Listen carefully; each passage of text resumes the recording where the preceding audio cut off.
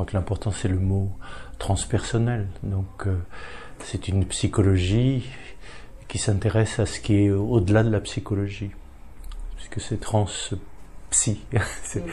Et pour moi, c'est vrai que c'est très proche de ce mot de métanoïa. Métanoïa, c'est méta, au-delà. Au-delà même du nous. Pourtant, le nous, c'est la fine pointe de la psyché, la fine pointe de l'âme, mais au-delà, par-delà.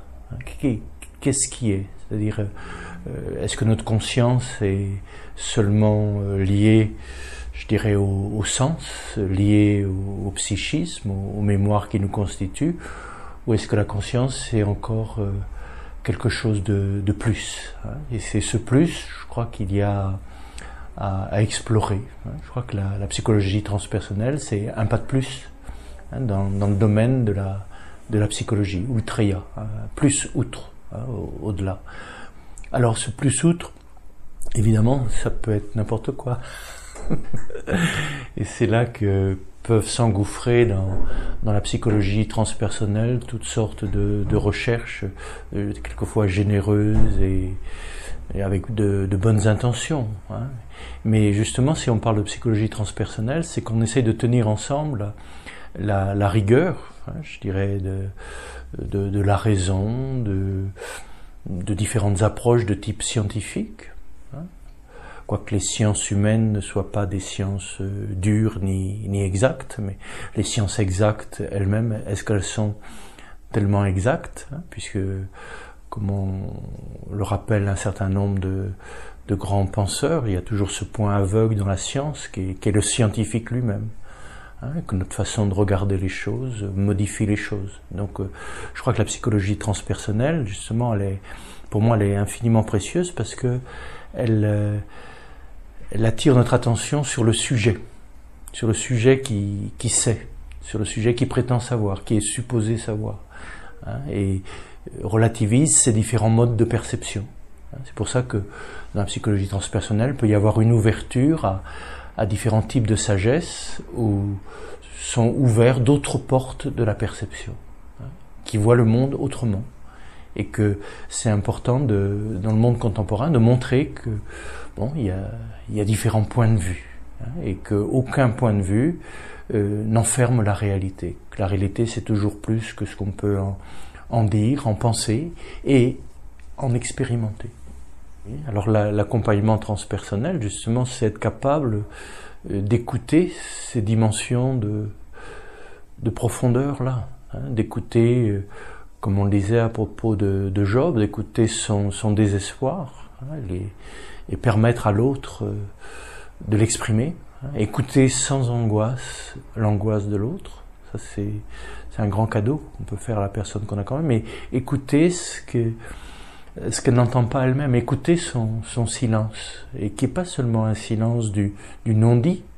Ça c'est le travail de la psychologie, je dirais, normale et ordinaire, mais écouter son silence qui est son propre secret, son mystère, et de voir que là c'est au-delà de son savoir, au-delà de son vouloir, au-delà de son pouvoir, il y a une présence qui est, et le fait de l'écouter peut rendre la personne sensible à cette dimension de son être. Et c'est vrai que pouvoir méditer ensemble ou prier ensemble peut être une forme de thérapie, une écoute en profondeur, puisque le thérapeute, c'est pas un sujet supposé savoir, mais c'est un sujet supposé écouter.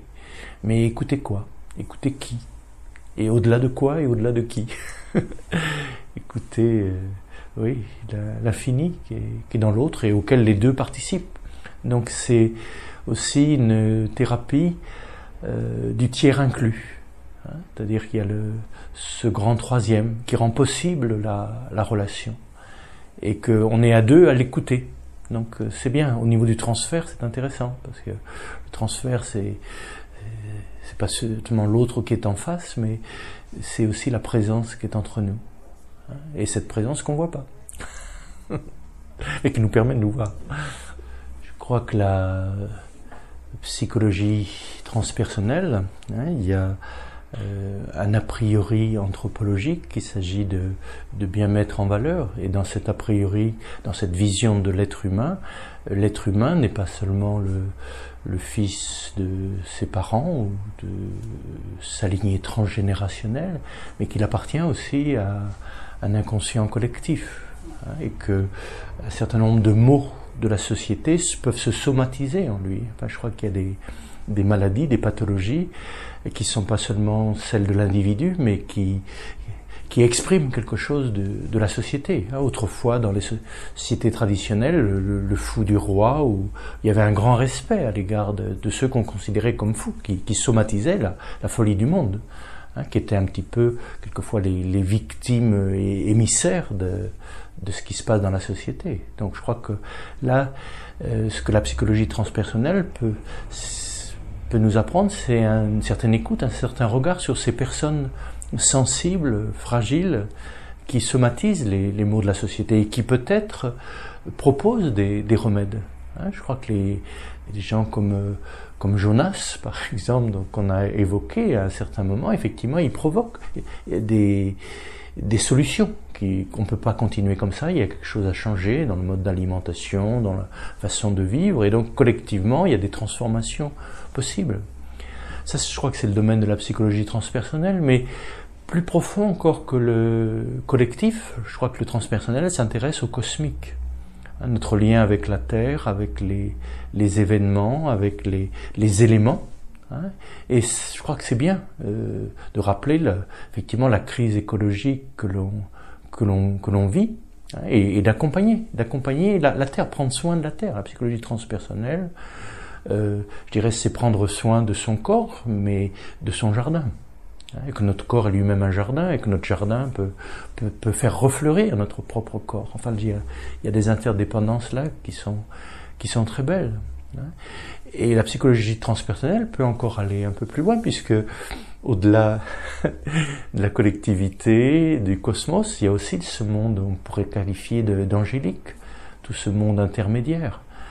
Et que là, on se met en relation, effectivement, avec des forces, avec des puissances qui peuvent aider à la transformation du monde, oui, j'allais dire à son salut, c'est-à-dire à sa libération intérieure.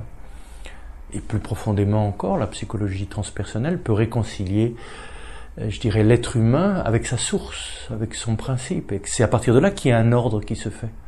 Hein, puisque le grand drame de l'être humain, c'est qu'il a perdu sa connexion avec l'essentiel, avec la source silencieuse de son être.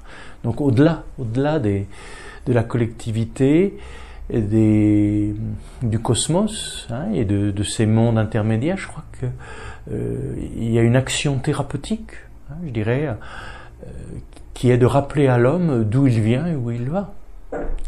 C'est cette crise du sens, mais du sens profond, et pas simplement d'un sens, je dirais, au niveau philosophique, au niveau pensée, mais comment se reconnecter, hein, je dirais, dans le quotidien, avec la source de la lumière, avec la source de la paix, avec la source de la vie, au cœur des épreuves. Donc là, psychologie transpersonnelle appelle aussi à une mutation spirituelle, hein, et peut accompagner donc la métamorphose. Hein. Tu te rappelles des images entre la grenouille qui veut se faire aussi grosse que le bœuf. Effectivement, l'homme augmenté, qui veut devenir Dieu par ses propres forces, par lui-même, accéder à l'immortalité, etc. C'est intéressant, hein, mais de voir que ça va contre, je dirais, sa propre constitution, contre ses limites qui ne sont pas acceptées. Il y a là un déni. Hein. Par contre, la psychothérapie transpersonnelle peut aider quelqu'un à gérer cette espèce d'impatience de l'infini en lui, cette démangeaison des ailes, que la chenille, il y a en elle un désir d'être papillon. Il faut l'écouter, ce désir-là. Que la fin de l'homme, ce n'est pas l'homme. Hein, la fin de la personne, ce n'est pas la personne. C'est pour ça qu'il y a le transpersonnel. La fin de l'homme, ce n'est pas l'homme. La chenille n'est pas faite pour être une meilleure chenille, une plus grande chenille, une chenille, hein, comme on disait, on ajoute un anneau, une année, une perfection, une prothèse, ou ceci, cela. Parce qu'elle reste une chenille immortelle, mais elle est faite pour s'éveiller au papillon qu'elle est. Hein, c'est-à-dire Oui, à cet espace d'infini, de paix qui habite le secret de son être. Et la psychologie transpersonnelle peut aider quelqu'un dans cette métamorphose, en disant n'aie pas peur de mourir. De mourir à quoi? De mourir à la mort, de mourir à ce qui est mortel. Hein, mais tu peux t'éveiller à une autre dimension. Et pour s'éveiller à cette autre dimension, il y a une nuée de témoins dans l'histoire de l'humanité, et puis il y a une nuée aussi de pratiques.